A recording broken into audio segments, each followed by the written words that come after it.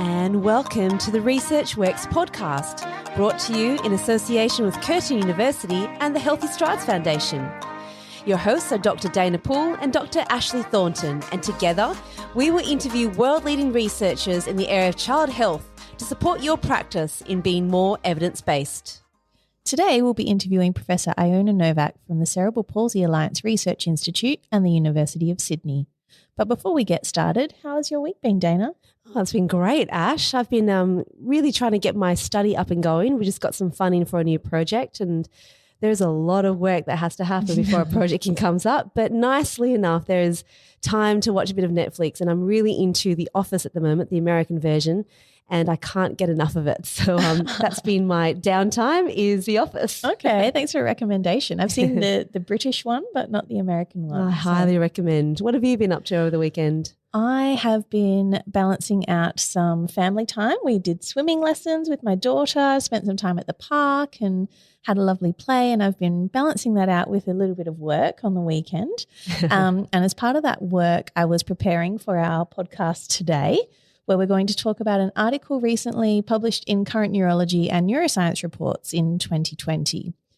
Our guest today is the lead author, Professor Iona Novak. She's the co-founder and head of research at the Cerebral Palsy Alliance Research Institute and the University of Sydney.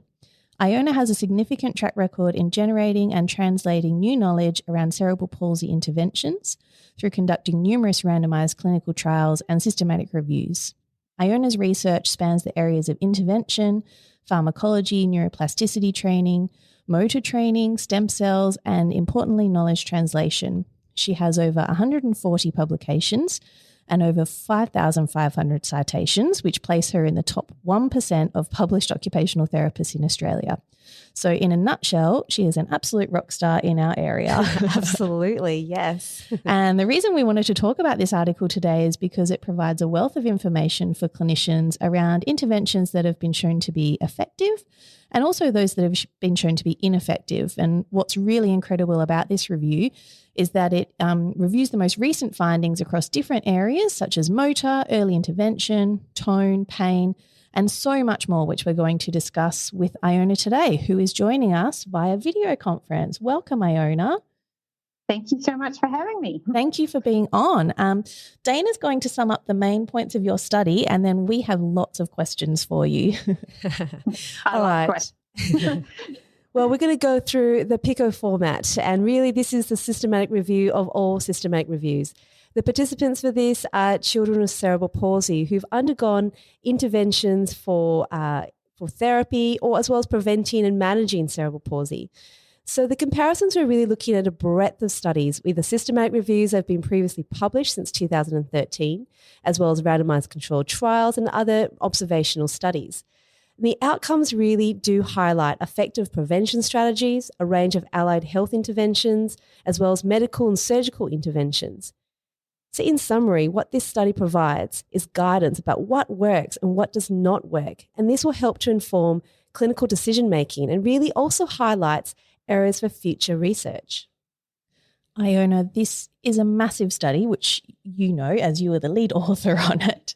And you noted in this paper that there was an exponential increase in the number of systematic reviews and clinical trials in the field, which is so exciting.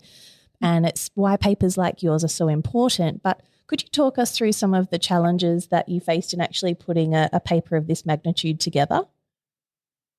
It's a great question. And yes, there is an exponential increase, and that's a really happy problem, although it creates a time problem for clinicians. So I think when we first invented this traffic light, there were 11 total systematic reviews for cerebral palsy. So you could know all the results off the top of your head and be up to date. These days, you really need a lot of reading. And the idea behind this paper was to make it faster for clinicians and for parents and policymakers by pulling it all into one publication. But that meant there was a lot of reading for us. In fact, there was more papers published between 2013 and 2019 than there were in total up to 2013. So you get an idea. That curve really is exponential. And when people talk about, doing a little bit of reading after work, is actually a lot of reading. So the idea here was to make it a bit faster for people. So, have less things on the bedside table. Like you say, a very happy problem to have. but there's just so much to shift. And you talked about the traffic light system, which I absolutely love. And I've definitely started to use that in my practice as well, where you have a great visual. Can you just explain that to clinicians about what the traffic light system looks like and the use of the bubbles and the lines? Yeah, so we invented a traffic light system that explains evidence ratings in plain English to parents, clinicians, policymakers and managers and researchers, so we could all be talking about the same thing. So most clinicians would be familiar with people like David Sackett in the field and levels of evidence, but that's a very foreign concept to patients. So we wanted a common language. So in summary, green interventions are interventions that are proven to work either through randomised controlled trials or aggregation of data at a systematic review. Red is the exact opposite, so either the intervention causes harm or has no effect over and above no care. And yellow is everything else. And yellow can happen for a range of reasons. It might be promising evidence, but more research would increase our confidence in the effect. So we would want more research before it was colour-coded green, but we think it might go in this direction. It could be because there's no research at all. So we often find ourselves in that scenario that interventions are sold to parents via the internet that have no research to say whether they work or whether they don't work. And so it leaves parents in a very difficult place for decision making. And then we might also have research that what we call below the worth it line. So there's some research suggesting it might not work, but more research is needed before we actually categorically rule that treatment out. And that's important we have those three codes so that when we're choosing treatments, we choose treatments that are effective to help the child reach their goal. And if parents are considering treatments that are coded yellow, well, that we check in and measure that it's actually helping them do what they want to do. And that's the essence of the colour coding. And then we went a step further with something called a bubble chart. And if you imagine a graph, the y-axis is the vertical axis, is about how effective. So on the top is effective and the bottom of the continuum is ineffective, and it could span anywhere from the top. So the green bubbles obviously sit at the top of the y-axis and the red bubbles sit at the bottom and the yellows in between. Mm-hmm. And then on the x-axis, you're starting to, just look at the volume. And then each bubble describes how much research. So the bigger the bubble, more research. And the higher the bubble floating towards the top, the bigger the effect you're going to get from this treatment. That is a great explanation of it. And I do love how you can see that so well in the different domains that you've presented into this paper. And I really am interested in quite a few things here, but the red interventions are things that I think is really worth a discussion about, and the potential to cause harm. Sometimes I think we don't really think about that. We always think about effect, but causing harm is one of those things. Can you talk a little bit more to that about what those adverse events might be? The essence of medicine, I guess, is do no harm. That's the basic principle.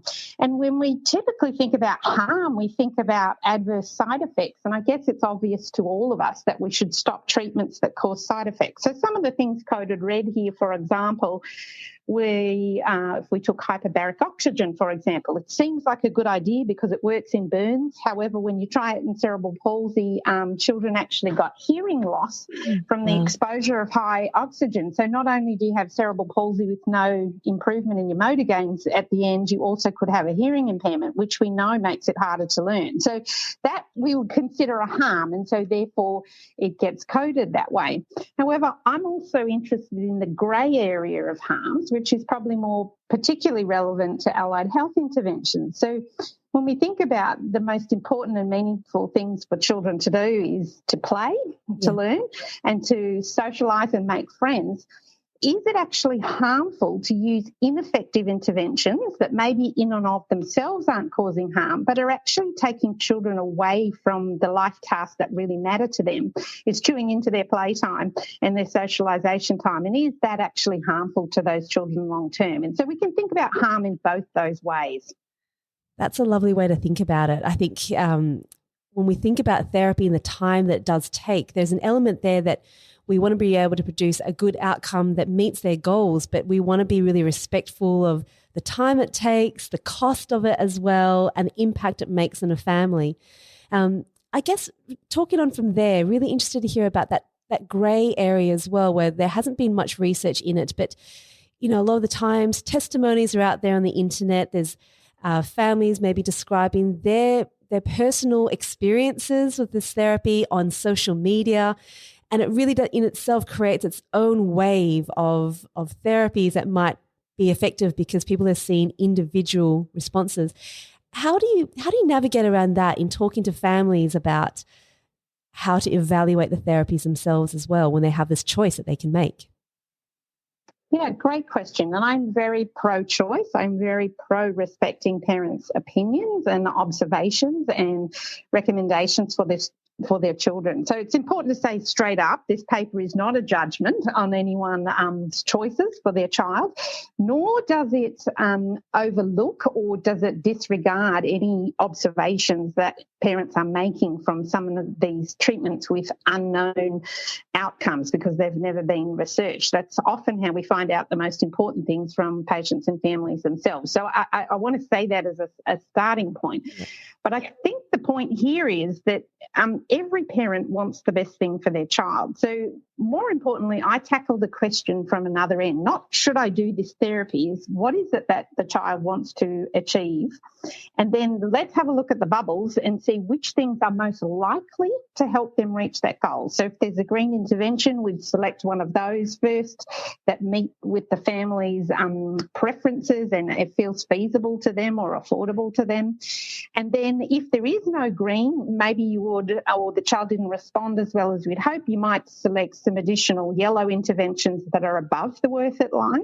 But I wouldn't start at something that is absolutely unknown if there's already green light interventions. That's how I would think of it, because if you think when a parent wants the best thing for their child, if you'd say, well, we don't really know if that's going to work, it might not harm to give it a go, but did you know that this is highly effective for achieving that outcome? Have you tried that already, or did you know that? That's a really important thing, because if we run the parallel of Medicare in Australia, where you rarely get a choice of treatments, you get given the evidence-based treatment that has a Medicare code because it's been through the Pharmaceutical Benefits Scheme in Australia and the Pharmaceutical Advisory Committee, and they've looked at the Clinical Trials Committee and they say this is an authorised treatment and a reimbursable treatment for this. You don't have to think about it as a patient. People just give you the evidence-based. So it's complex for parents to actually, we're saying it's hard for clinicians to read all this data. Imagine how hard it is for parents to read all this data and make these choices. And I think one of the important points here is that the internet is usually the first place that they often go to. It's an unfiltered, uncurated source of information, and often the most persuasive pieces of information on the internet are these unknown treatments, and they're being sold. And so it's quite persuasive science-based language often, which therefore makes it very confusing for parents and easy to conclude that only those that are very up-to-date actually know about these things, whereas those of us doing evidence-based treatments that seem like usual care, often we don't think about updating the internet and making that persuasive. So actually the weight on the internet is often towards these unproven interventions rather than towards proven interventions. Absolutely, because there's that novelty effect around them, isn't there? There is. And, you know, people want the best and the latest, and that's a great initiative. Our responsibility as health professionals, I believe, is to check what the child wants to learn to do and then sort through that process with parents of what are the things that are most likely to help them achieve their goals. And on that point of clinicians, Iona, one of the important points that I took away from this paper was around the less convincing evidence there is around upstream effects of treatment outcomes. Could you just explain to people what you mean by upstream effects and how you kind of address those?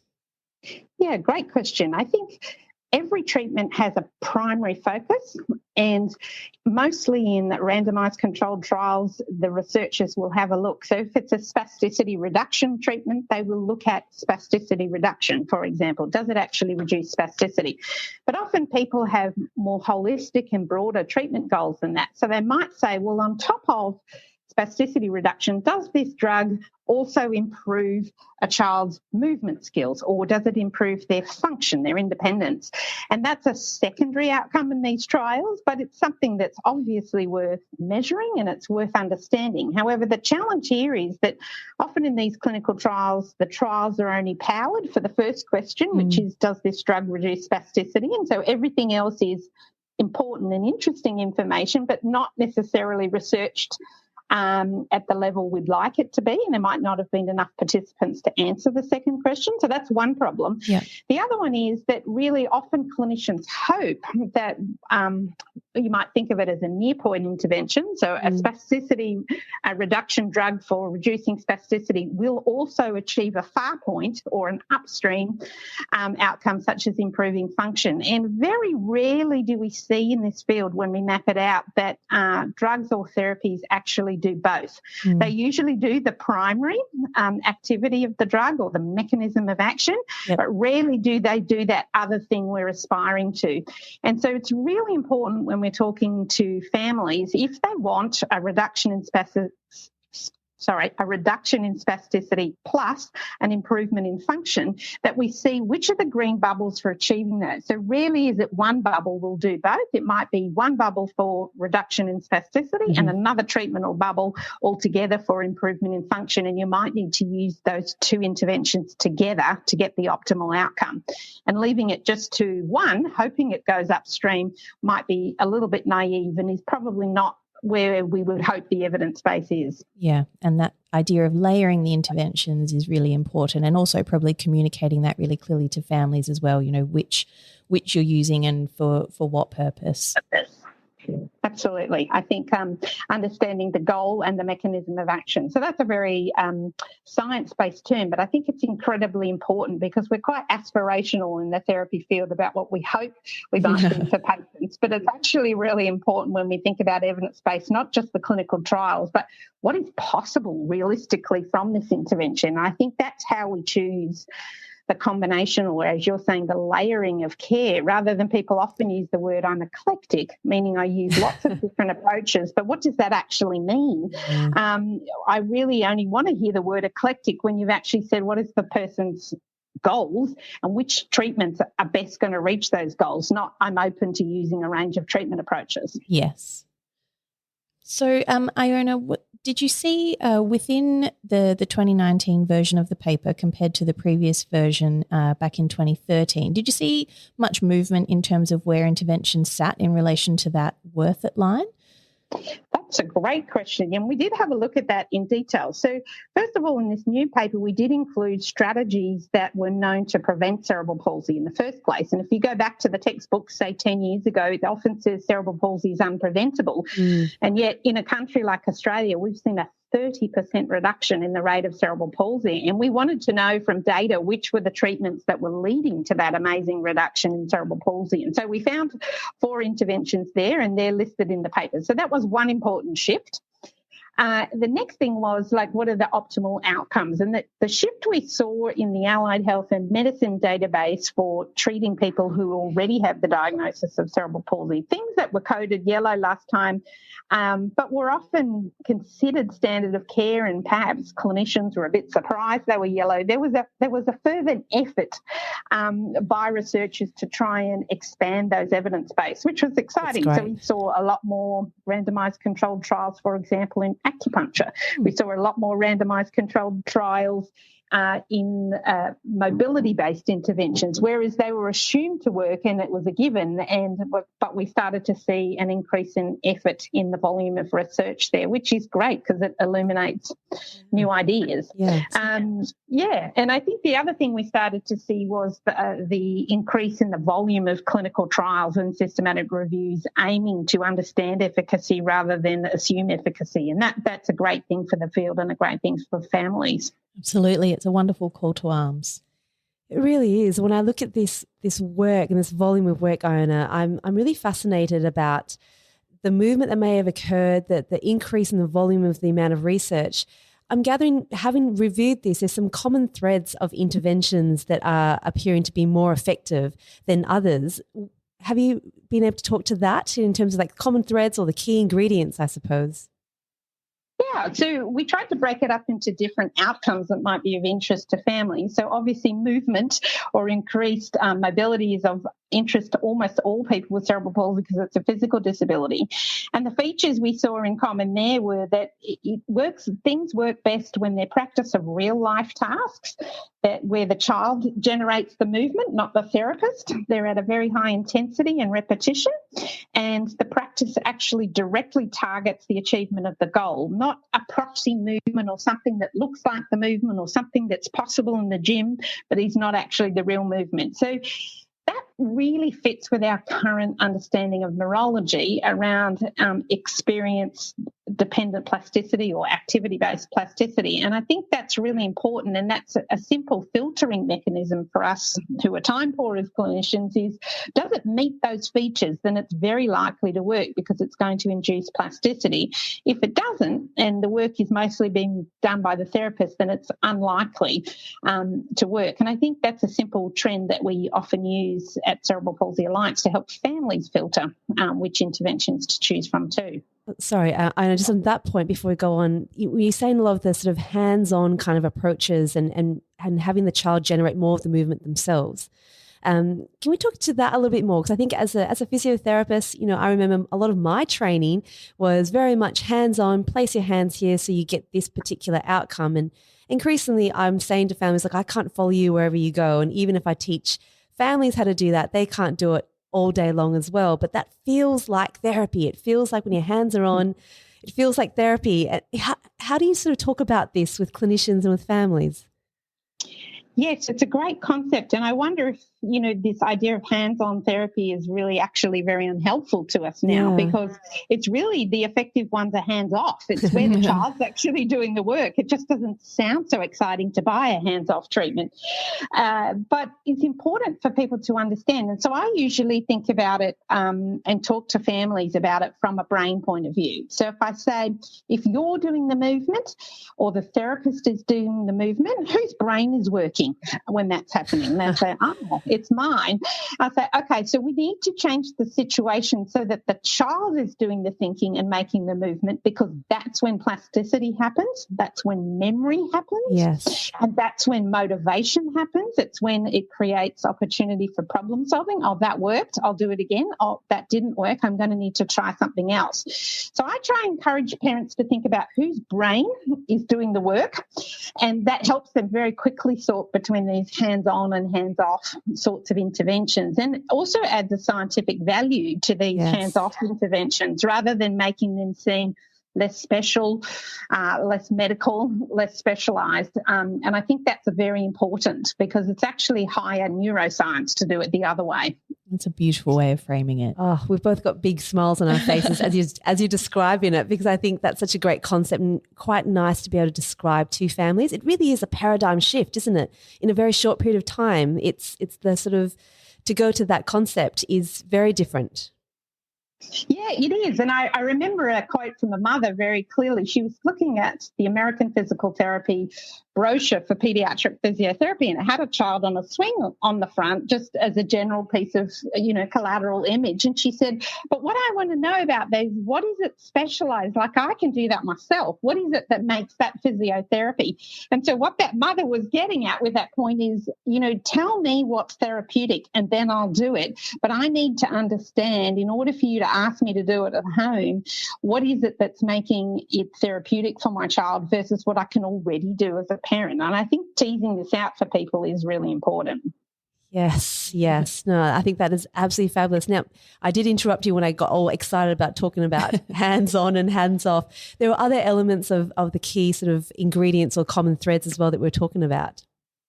Yes, and I think the other thing to say, and I don't want to make it all about motor, we did see a big shift in the amount of research done about communication, done about dysphagia or eating and airways, and also about the way to support parents. And I want to also say they're equally important. And also there was a quest within the field. We could start to see people recognising the need to understand cognition, or what drives or what improves cognition for families. And I think that's a really important shift. Some of the green lights that came through were to interventions to support parents better, so triple P and acceptance and commitment therapy, and that's incredibly important because we do know that children with engaged and supported parents actually have better outcomes. And we know from work in Canada that children with mothers of higher socioeconomic status actually have children with lower physical disabilities. And there's something special about those mothers because they understand therapeutic principles and they're very motivated and very capable of doing things. So supporting parents is as important as some of these motor interventions. And I guess I just wanted to make a particular point about that we've said for a long time it shouldn't be just about physical disability. Yes. The other aspects of the disability can be as disabling as the motor impairment, but we haven't done a lot of work to improve empiricism, I guess, in these other areas. And I think there's a shift happening within the field, and that's incredibly important for going forward. So if we look at some of the important papers that come out of the Swedish and Norwegian registers showing that, yes, intensity of therapy was incredibly important, but also whether you have epilepsy or whether you have intellectual disability is also incredibly important. And so understanding what are the interventions for those that should be paired with motor interventions can improve outcomes. And I think what you say about that's really important in terms of the environment and the context. And I note in this paper where we do talk about environmental enrichment. Can you talk a little bit more to that? Because I think that really looks at the child as a whole, not just for, aspects of motor that you want to improve. Yes, and so this concept has been around for a while in occupational therapy, person, environment and task, and it's really been adopted into a lot of professions and looking at what can you do or change in the environment. So obviously you can make the environment more supportive or simpler, but when we're talking about environmental enrichment, we're taking it another step again. How can you use the environment to perhaps drive practice might be one way to motivate the child. So, for example, if the child is learning to stand, if you put all the toys on the floor, then there's no need to stand up on anything in the house. So could you change the environment or the structure so that the toys were up higher so they were motivated to actually acquire those toys, for example? That might be one example of an environment change that actually motivates the child to practice more. So that can be a very important add-on. So we saw that environment enrichment is a small effect if it's standalone, but coupling that together with the therapist or the parent inviting the child to stand up is obviously going to be very powerful, and that's why it should be done together. That's a really important point. Iona, it feels like we've covered so much in such a short period of time, and a paper of this scale, it feels almost a bit silly to ask this question, but was there anything that you took away from all of the work that you did in preparing this paper that didn't actually make it into the paper? Great question.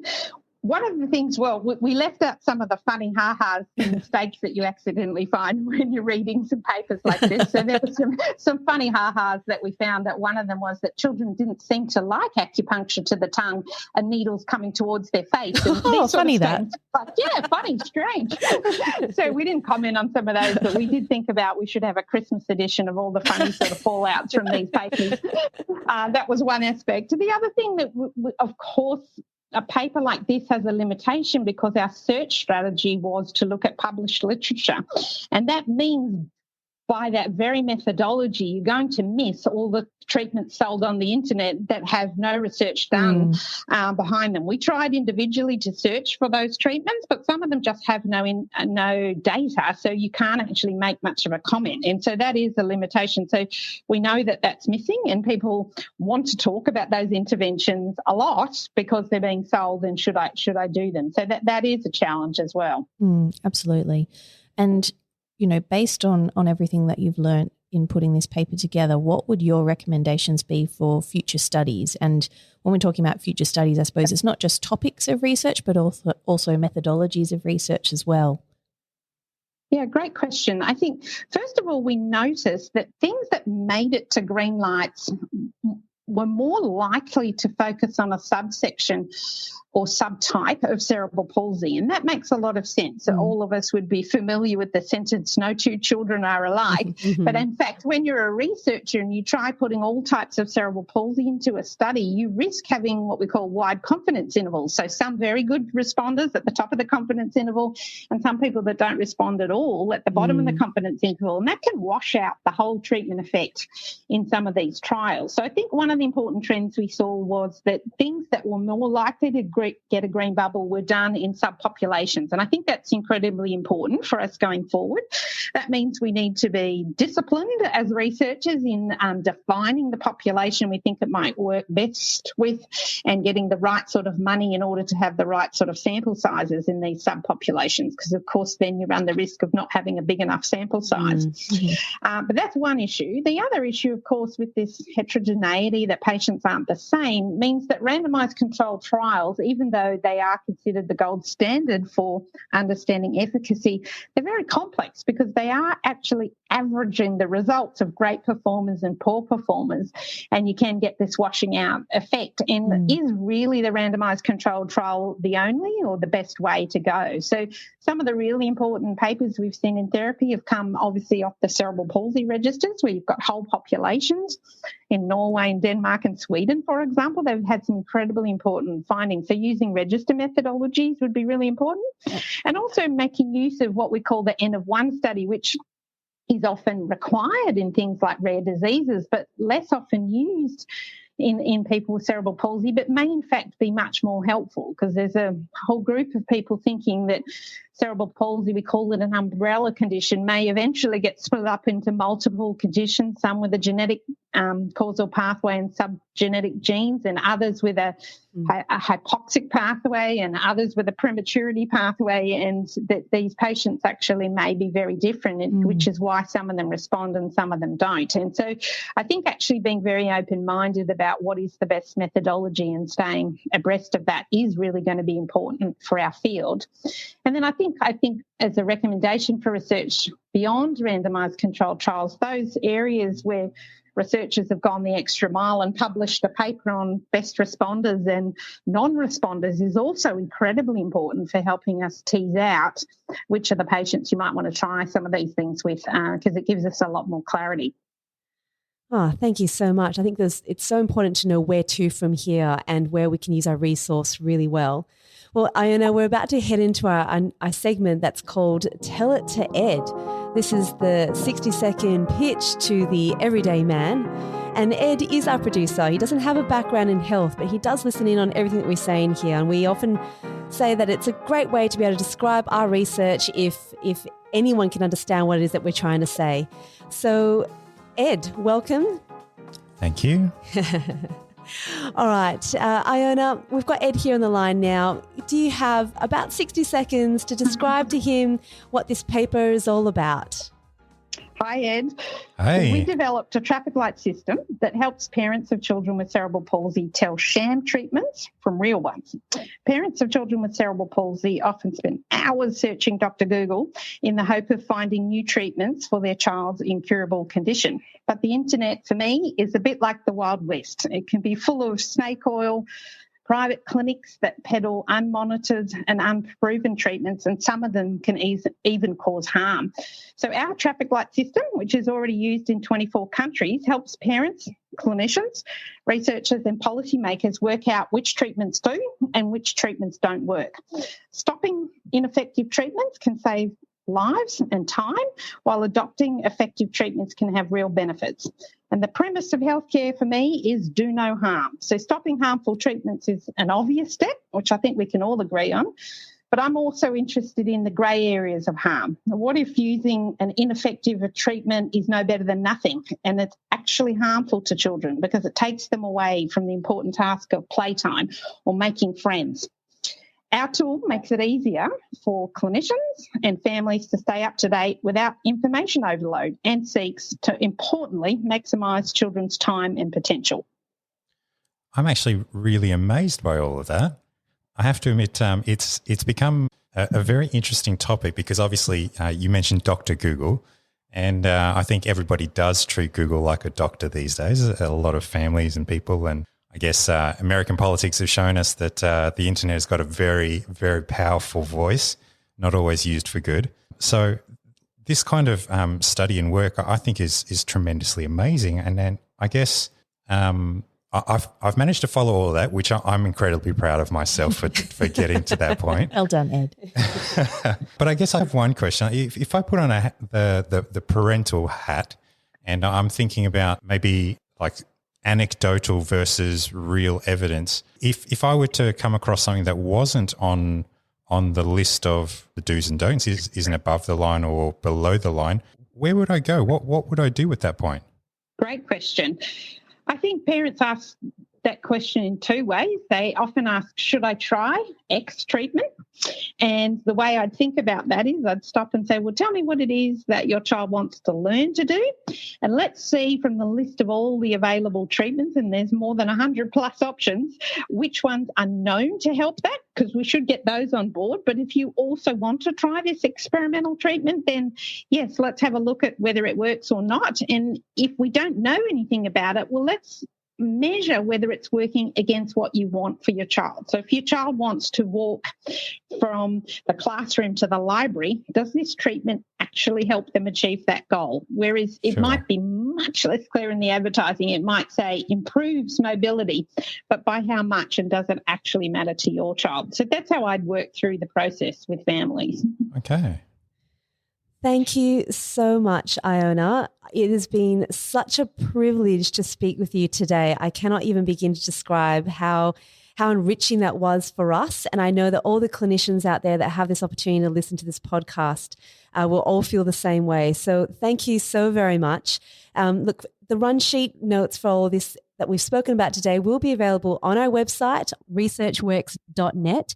And if you want this recorded as part of your CPD requirements, there'll be a form that you can fill out as well, some reflection notes too, so there can be a record that's kept for that. And next week, we'll speak to another research rockstar in Professor Andrew Whitehouse, who's a leader in the field of autism research. His team recently published a report on the interventions for children on the autism spectrum, a synthesis of research evidence. And this is a document that provides clinicians, families and policymakers on information for choosing the most effective interventions for children on the autism spectrum. Well, thank you so very much. And we look forward to talking with you guys again next week. Bye. Bye.